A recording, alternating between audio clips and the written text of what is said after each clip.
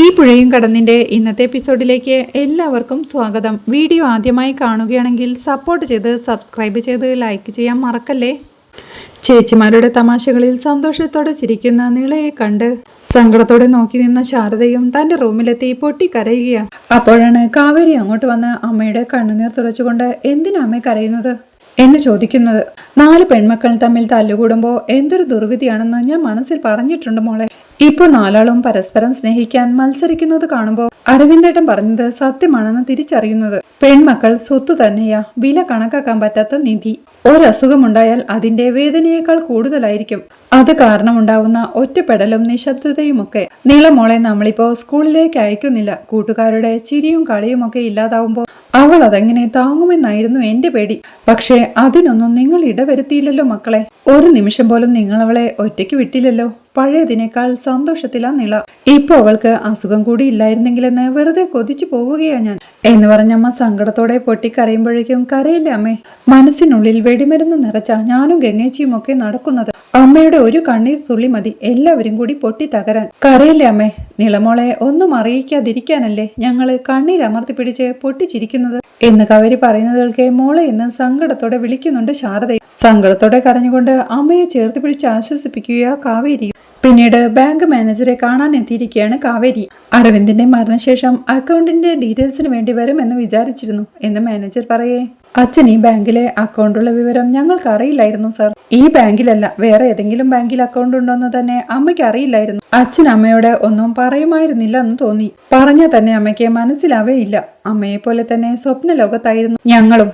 അച്ഛൻ എന്നും കൂടെ ഉണ്ടാവുമെന്ന് കരുതി എന്ന് കാവേരി പറയേ. ഇപ്പൊ ഈ അക്കൗണ്ടിനെ കുറിച്ച് ആരാ പറഞ്ഞതെന്ന് മാനേജർ ചോദിക്കുന്നുണ്ട്. അച്ഛൻ ഗൾഫിൽ യൂസ് ചെയ്തിരുന്ന മൊബൈൽ ഫോണിൽ നിന്നാ ഇതിനെ പറ്റി വിവരം ലഭിച്ചത്. എനിക്ക് ആ അക്കൗണ്ടിന്റെ ഡീറ്റെയിൽസ് കിട്ടുമോ സാർ എന്ന് കാവേരി ചോദിക്കേ. ഓ ഷുവർ എന്ന് പറഞ്ഞ അയാൾ അക്കൗണ്ടിന്റെ ഡീറ്റെയിൽസ് നോക്കി.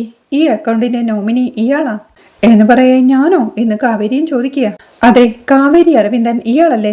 അക്കൗണ്ട് ആരംഭിച്ചപ്പോ ശാരദ വൈഫായിരുന്നു നോമിനി. 5 വർഷം മുമ്പാണ് കാവേരിയെ നോമിനിയാക്കിയതെന്ന് മാനേജർ പറയുന്നുണ്ട്. എനിക്ക് അക്കൗണ്ട് ഡീറ്റെയിൽസ് ഒന്ന് കിട്ടുമോ സാർ എന്ന് കാവേരി ചോദിക്കേ. അതിനെന്താ, കാവേരിയുടെ മെയിൽ ID പറയൂ, ഞാൻ സെൻഡ് ചെയ്യാമെന്ന് മാനേജർ പറയേ. കാവേരി തന്റെ മെയിൽ ID പറഞ്ഞു കൊടുക്കുക.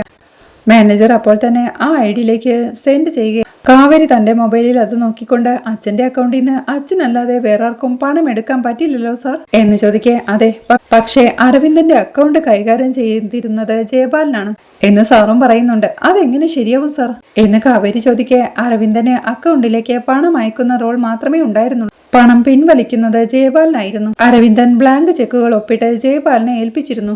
അതുപയോഗിച്ചാണ് വൻ തുകകൾ പിൻവലിച്ചിരുന്നത്. ബാക്കി ചെറിയ ഇടപാടുകൾക്ക് അരവിന്ദന്റെ ATM കാർഡും ജയപാലൻ കൈവശം വെച്ചിരുന്നു. അരവിന്ദൻ നാട്ടിൽ വരുമ്പോ ബാങ്കിൽ വന്ന് എന്തെങ്കിലും വിവരങ്ങൾ അന്വേഷിച്ചാലായി, ഇല്ലെങ്കിലായി എന്ന് പറയേ. കാവേരി വീണ്ടും ആ അക്കൗണ്ട് ഡീറ്റെയിൽഡ് ആയിട്ട് നോക്കുകയാ.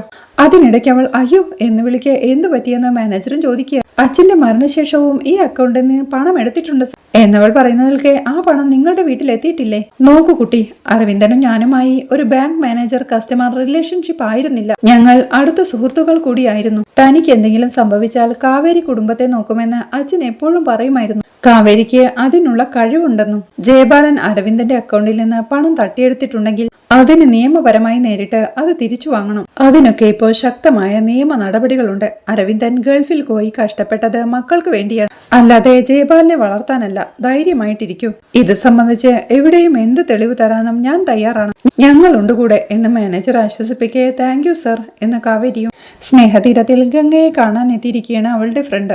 ഇവിടൊക്കെയല്ലേ 100 രൂപയ്ക്ക് ബ്ലൗസ് തയ്ക്കുന്നത്, ടൗണിൽ വന്നാൽ 500 രൂപ പാട്ടും പാടി വാങ്ങിക്കാം എന്നവൾ പറയുന്നവൾക്ക് 500 രൂപ ഒരു ബ്ലൗസിനോ എന്ന് ഗംഗയും അമ്പരപ്പോടെ ചോദിക്കുകയാണ്. ആ, നീയൊക്കെ ഇവിടെ വന്ന 2 വർഷത്തിനകം ഒരു വീട് വാങ്ങിക്കാം മോളെ എന്നവളുടെ ഫ്രണ്ട് പറയേ. അല്ല, തയ്യൽ സാധനങ്ങൾക്കൊക്കെ അതിനനുസരിച്ച് വില കൂടുതൽ കാണില്ലേ എന്ന് ഗംഗയും ചോദിക്കുക. എന്തിന്, അവിടെ ഹോൾസെയിൽ സാധനങ്ങൾ കിട്ടില്ലേ?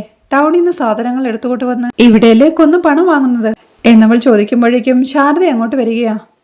അല്ല, ആരിത്, താരയോ എന്ന് ശാരദ ചോദിക്കേ. എഴുന്നേറ്റുകൊണ്ട് ശാരദാമ്മയ്ക്ക് സുഖമല്ലേ എന്ന് താരയും ചോദിക്കുക. ഓ സുഖ, വിശേഷങ്ങളൊക്കെ അവള് പറഞ്ഞില്ലേ? മോളിരിക്കെന്ന് പറഞ്ഞ് ശാരദയും അങ്ങോട്ടിരിക്കുക. ഞാൻ ഗംഗയെ ഇടയ്ക്കിടയ്ക്ക് വിളിക്കാറുണ്ട്, വിശേഷങ്ങളൊക്കെ അപ്പൊ അറിയുന്നുമുണ്ട്. നിളയുടെ ചികിത്സയുടെ കാര്യത്തിനാണെങ്കിൽ ശാരദാമ്മ ഒന്നുകൊണ്ടും വിഷമിക്കണ്ട. തിരുവനന്തപുരത്തേക്ക് വാ. ഹാർട്ട് സർജറിക്കൊക്കെ ലോകത്തെ ഏറ്റവും മികച്ച സൗകര്യങ്ങളുള്ള ഹോസ്പിറ്റലുകളാ അവിടെയുള്ളത്. നല്ല ഡോക്ടേഴ്സ് ഇവിടെ എന്താ ഉള്ളതെന്ന് താര പറയുന്നു. മോളിപ്പോ ശരിക്കും തിരുവനന്തപുരംകാരിയായല്ലേ? സംസാരത്തിലും വേഷത്തിലൊക്കെ നല്ല മാറ്റമുണ്ടെന്ന് ശാരദയും പറയുകയാണ്. ശരിക്കുള്ള ലൈഫ് സിറ്റിയിലല്ലേ?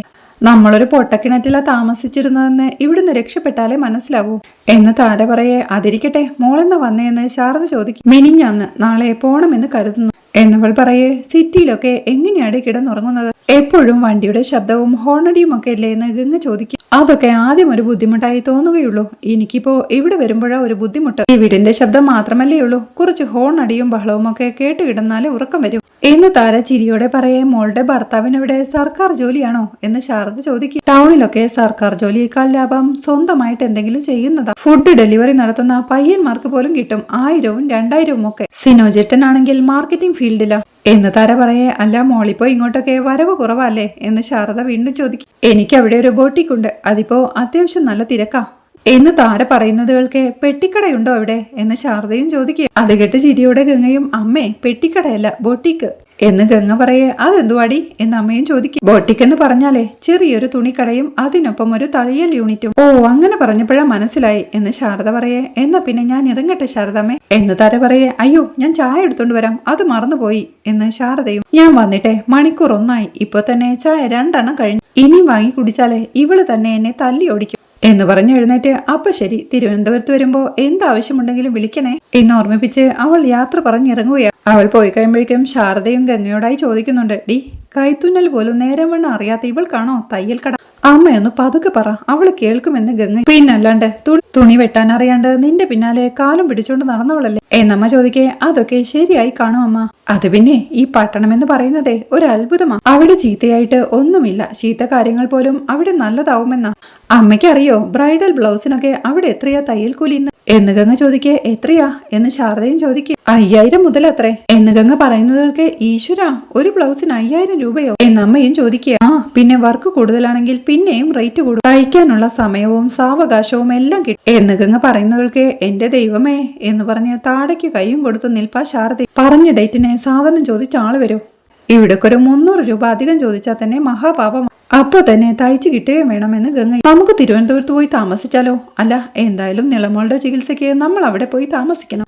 അപ്പോ അവിടെ സ്ഥിരതാമസമാക്കിയാലെന്താ? എന്താന്ന് വെച്ചാ നിനക്കും വിനീതിനും തയ്യൽ ജോലി ചെയ്യാം, എനിക്ക് എന്തെങ്കിലും പാചകത്തിന്റെ പരിപാടിയും ചെയ്യും. അതും നടക്കും. എന്ത്, ജീവിക്കണ്ടേ? കല്യാണം കഴിച്ചു വന്ന ഈ നാട്ടിൽ തന്നെ ജീവിച്ചു മരിക്കണമെന്ന് തോന്നിയൊരു കാലമുണ്ടായി. ഇപ്പൊ മനസ്സിന്ന് ആ വിചാരമൊക്കെ പോയി. സത്യം പറഞ്ഞ ഈ നാട്ടിൽ നിൽക്കാൻ തന്നെ പേടി. ആഗ്രഹിച്ചിടത്തേക്കൊന്നുമല്ല ജീവിതം വന്ന് നിൽക്കുന്നത്. ഒരു പൊങ്ങുതടി പോലെ എങ്ങോട്ടും ഒഴുകി പോവുക. ഇനി പോകുന്ന പോലെ അങ്ങ് പോവാം, പോയല്ലേ പറ്റും എന്ന് പറഞ്ഞൊരു നെടുവീർപ്പോടെ ശാരദ അവിടുന്ന് അകത്തേക്ക് കയറി പോവുകയും ഗംഗയും അമ്മ പറഞ്ഞതിനെ കുറിച്ച് പുഞ്ചിരിയോടെ ആലോചിച്ച് നിൽപ്പാ. അവിടെ റിസോർട്ടിൽ എങ്ങോട്ടോ പോവാൻ റെഡിയായി നിവിനെ വിളിക്കുകയാണ് രാജേശ്വരിയും സത്യനും. മുകളിലേക്ക് നോക്കി അവനെ വിളിച്ചുകൊണ്ട് കണ്ടില്ലേ എന്ന് രാജേശ്വരി ചോദിക്കുക. നീ ഒന്നുകൂടി ഒന്ന് വിളിച്ചു നോക്കി രാജി, അല്ലെങ്കിൽ നമുക്ക് മുകളിലോട്ട് പോവാമെന്ന് സത്യനും പറയും. നിവിനെ എന്നമ്മ വീണ്ടും നീട്ടി വിളിക്കേ. നിവിൻ മുകളിലേക്ക് വന്ന് നോക്കുന്നുണ്ട്. വരുന്ന കോലം കണ്ടില്ലേ എന്ന് രാജി ദേഷ്യത്തോടെ പറയുമ്പോഴേക്കും നിവിൻ താഴോട്ടിറങ്ങി ചെല്ലുകയാണ്. നീ എന്താ ഇതുവരെ ഡ്രസ്സ് ചേഞ്ച് ചെയ്യാത്തെ എന്നമ്മ ചോദിക്കേ. എന്തിന് എന്ന് നിവിൻ. എടാ, നിന്റെ കല്യാണത്തിന് ഡ്രസ്സ് എടുക്കാൻ പോകുന്ന കാര്യം പറഞ്ഞിരുന്നില്ലേ എന്നച്ഛൻ ചോദിക്കേ. അതിന് വരുന്നില്ലെന്ന് ഞാൻ അപ്പോഴേ പറഞ്ഞിരുന്നല്ലോ എന്ന് നിവിൻ. നിന്റെ കല്യാണത്തിന് പിന്നെ വേറെ ആരാ ഡ്രസ്സ് എടുക്കേണ്ടത്? മര്യാദകേട് കാണിക്കരുത് എന്ന് രാജേശ്വരി വഴക്ക് പറയേ. മര്യാദകേട് നിങ്ങളാ ഇപ്പൊ കാണിക്കുന്നത്. ഞാൻ ഇവിടേക്കും വരുന്നില്ലെന്ന് പറഞ്ഞ നിവിൻ പോവാൻ തുടങ്ങുമ്പോഴേക്കും നിക്ക്, എടാ മോനെ, എല്ലാത്തിലും ഒരു ന്യായം വേണ്ട എന്നച്ഛൻ ചോദിക്കുന്നുണ്ട്. ഇവൻ ഇങ്ങനെ ആയിപ്പോയോ എന്ന് രാജി ദേഷ്യത്തോടെ പറയേ. രാജി, ഞാൻ സംസാരിച്ചോളാം എന്ന് സത്യേട്ട. വേണ്ട സത്യേട്ടാ, ഇവൻ എന്ത് നല്ല കുട്ടിയായിരുന്നെന്നറിയോ? എന്റെ മകനെ കുറിച്ച് എനിക്ക് എന്ത് അഭിമാനമായിരുന്നെന്നോ എന്ന് രാജേശ്വരി പറയുന്നു. അത് തന്നെയാ അമ്മേ എനിക്കും പറയാനുള്ളത്. നേരത്തെ ഞാൻ ഇങ്ങോട്ട് വരുമ്പോ ഈ വീട്ടിൽ വന്ന് അമ്മയുടെ മുഖം കാണുമ്പോ എനിക്ക് എന്ത് സന്തോഷമാവുമെന്നറിയോ? ഇപ്പൊ ഞാൻ അതേ നാട്ടില് അതേ വീട്ടിൽ തന്നെയാ. 24 മണിക്കൂറും അമ്മയുടെ മുഖവും കണ്ടോണ്ടിരിക്കുക. പക്ഷേ എനിക്ക് സന്തോഷമുണ്ടോ?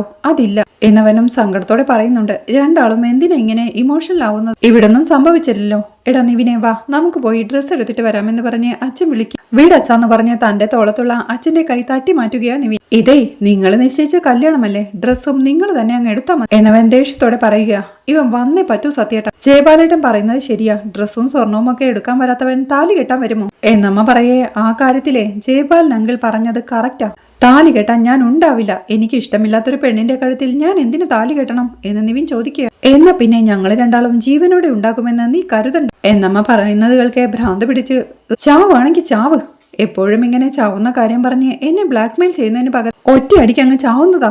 ചത്തുപോയി രണ്ടാളും എന്ന് അലറി വിളിച്ച് നിവിൻ മുകളിലേക്ക് കയറി പോവുകയാണ്. കേട്ടില്ല സത്യേട്ട അവൻ പറഞ്ഞിട്ട് പോയത് എന്ന് സങ്കടത്തോടെ രാജി പറയ. പോട്ട് രാജി, അവൻ എന്തോ ദേഷ്യത്തിൽ പറഞ്ഞു പോയത് എന്ന് സത്യേട്ടനും പറയുന്നുണ്ട്. അവൻ ഇങ്ങനെയൊന്നും ആയിരുന്നില്ല സത്യേട്ട, ഞാനെന്ന് പറഞ്ഞ ജീവനായിരുന്നു എന്ന് രാജി പറയേ. അതുതന്നെയാ രാജി ഞാനും ആലോചിക്കുന്നത്. ഇത് വേണോ? ഇഷ്ടമില്ലാത്ത കല്യാണത്തിന് അവനെ നിർബന്ധിക്കണം. അങ്ങനെ നിർബന്ധിച്ച് കല്യാണം കഴിപ്പിച്ചാലും പിന്നീടുള്ള ജീവിതം എങ്ങനെയാവും എന്ന് സത്യേട്ടൻ ചോദിക്കുക. നന്നായിട്ടുണ്ട്. മുകളിൽ ചെന്ന് മോനോട് ചോദിക്കേ, ഈ കല്യാണം നിനക്ക് ഇഷ്ടമല്ലല്ലോ മോൻ, നമ്മൾ എന്താ ചെയ്യണ്ടേന്ന്. അവൻ ഉടനെ പറയുന്നത് എന്തായിരിക്കുമെന്നറിയോ? നമുക്ക് ഈ കല്യാണം ക്യാൻസൽ ചെയ്യാം അച്ഛാ എന്ന്. പിന്നീട് എന്താ സംഭവിക്കാന്നറിയോ?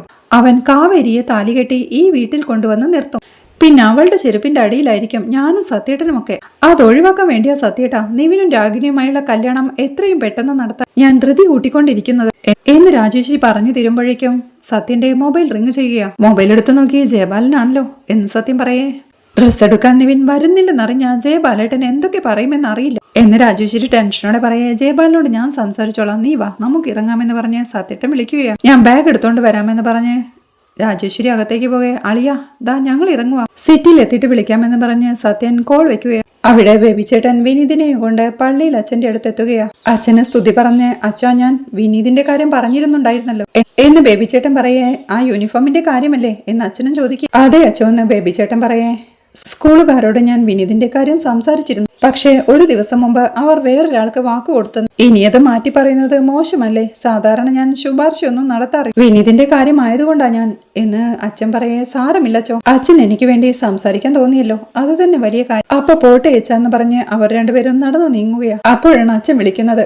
വിനീതേ ഒന്നിങ്ങു വന്നേ. എന്താ അച്ഛന്ന് വിനീത് ചോദിക്കാൻ. അടുത്തയാഴ്ച ഞാൻ തിരുവനന്തപുരത്തിന് പോകുന്നുണ്ട്. അവിടെ അരമനയിൽ വന്നൊന്നു കാണാവോ? സെമിനാരിയിലേക്ക് ഒരു തയ്യൽക്കാരനെ ആവശ്യമുണ്ട്. വിനീതിനെ ഞാൻ അരമനയിൽ പരിചയപ്പെടുത്താം. സെമിനാരിയിലെ മാത്രമല്ല സ്കൂളിലെയും കോളേജിലെയും തയ്യൽ എല്ലാം വിനീതിന് കിട്ടും. തിരുവനന്തപുരത്ത് താമസിച്ച് ജോലി ചെയ്യേണ്ടി വരും. എന്താ വിനീതിന് താല്പര്യമുണ്ടോ എന്ന് അച്ഛൻ ചോദിക്കും. 100% വിനീതിന് എന്ന് ബേബിച്ചേട്ടൻ പറഞ്ഞു തുടങ്ങുമ്പോഴേക്കും അയാളെ തടഞ്ഞുകൊണ്ട് വിനീതും അത് വേണ്ടച്ചോ എന്ന് പറയേ. എന്തു പറ്റി എന്ന് അച്ഛനും ചോദിക്കും. ഇത് നമ്മുടെ ജന്മനാടല്ലച്ചോ, ഇവിടുന്ന് എങ്ങനെയാ പോകുന്നത് എന്ന് വിനീതും ടെൻഷനോടെ പറയും. ഇവിടം വിട്ട് വേറൊരിടത്ത് പോയി ജോലി ചെയ്താലും ഇത് വിനീതിന്റെ ജന്മനാടല്ലാതായി മാറും. പറഞ്ഞല്ലോ റെക്കമെൻഡേഷൻ ഞാൻ നടത്താറില്ല. ആ കുഞ്ഞിന്റെ ചികിത്സയ്ക്ക് ഒരു സഹായമാവില്ലോ എന്ന് കരുതിയ റെക്കമെൻഡ് ചെയ്യാമെന്ന് പറഞ്ഞത്. വിനീതിന് ഇഷ്ടമല്ലെങ്കിൽ വേണ്ട, പ്രാർത്ഥനയ്ക്ക് സമയമായി. വിനീതിന് താല്പര്യമുണ്ടെങ്കിൽ പറഞ്ഞാൽ മതി. ശരിയെന്ന് പറഞ്ഞ് അച്ഛൻ അവിടുന്ന് പോവുക. ചേട്ടനും വിനീതിനെ വഴക്ക് പറയുന്നുണ്ട്. എടാ തിരുവനന്തപുരത്ത് പോയി ജോലി ചെയ്യാമെന്ന് അങ്ങ് സമ്മതിച്ച പോരായിരുന്നു, കാശ് എത്രയാ വിട്ടുകളഞ്ഞതെന്ന്. അതൊന്നും ശരിയാവില്ല ബേബി ചേട്ടാ എന്ന് വിനീതും. എന്ത് ശരിയാവില്ലെന്ന്? കടമായിട്ട് ആരെങ്കിലും ഒരു 500 രൂപ തരുമോ? ജന്മനാടാണത്രേ ജന്മനാട് എന്ന് ബേബി ചേട്ടനും. ബേബി ചേട്ടാ മനുഷ്യരുടെ കാര്യം വിട, ഇവിടുത്തെ മലകള് കാറ്റ് എന്ന് വിനീത് പറയുമ്പോഴേക്കും പക്ഷിയുടെ മുട്ട, ആനപ്പെൺ, മാങ്ങത്തൊലി. എടാ വിനീതേ ഇനിയെങ്കിലും നീ കുറച്ച് പ്രാക്ടിക്കൽ ആവും. നീ ജീവിച്ചില്ലെങ്കിലും നിനക്കൊപ്പമുള്ളവർക്ക് ഒരു ജീവിതമുണ്ടെന്ന് ഓർക്ക് എന്ന് ബേബിച്ചേട്ടൻ പറയുന്നവൾക്ക് വിനീതും ആലോചനയോടെ നിൽപ്പാം.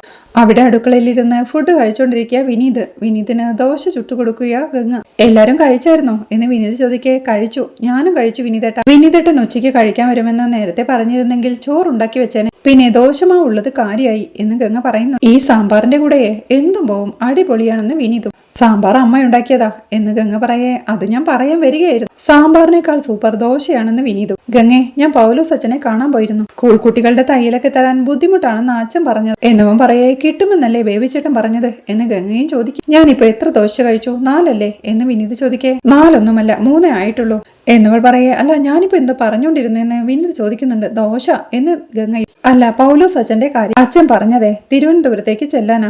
അവിടെ ചെന്ന പള്ളിവക ഹോസ്റ്റലിന്റെ തയ്യലൊക്കെ സംഘടിപ്പിച്ചു തരാമെന്ന് എന്നവൻ പറയുന്നതുകൾക്ക് അമ്പരപ്പടെ തിരുവനന്തപുരത്തോ എന്ന് ഗംഗയും ചോദിക്കുക. കണ്ടില്ലേ തിരുവനന്തപുരം എന്ന് പറഞ്ഞപ്പോ ഞെട്ടിയില്ല? ഞാനും ഇതുപോലെ തന്നെ ഞെട്ടിയതെന്ന് വിനീതും. ഞാൻ ഞെട്ടിയതല്ല വിനീതേട്ടാ, എനിക്കതൊരു സർപ്രൈസ് പോലെയാ തോന്നിയത് എന്നവൾ പറയേ. ഗംഗെ അവിടെ താമസിച്ച് ജോലി ചെയ്യണമെന്നാ പൗലോസ് അച്ഛൻ പറയുന്നതെന്ന് വിനീത്. അത് കേട്ട് അവനെ സന്തോഷത്തോടെ നോക്കി നിൽക്കുന്ന ഗംഗയെ കാണിക്കുന്നിടത്താണ് ഈ എപ്പിസോഡ് അവസാനിക്കുന്നത്. വീഡിയോ ഇഷ്ടമായാൽ സപ്പോർട്ട് ചെയ്ത് സബ്സ്ക്രൈബ് ചെയ്ത് ലൈക്ക് ചെയ്യാൻ മറക്കല്ലേ.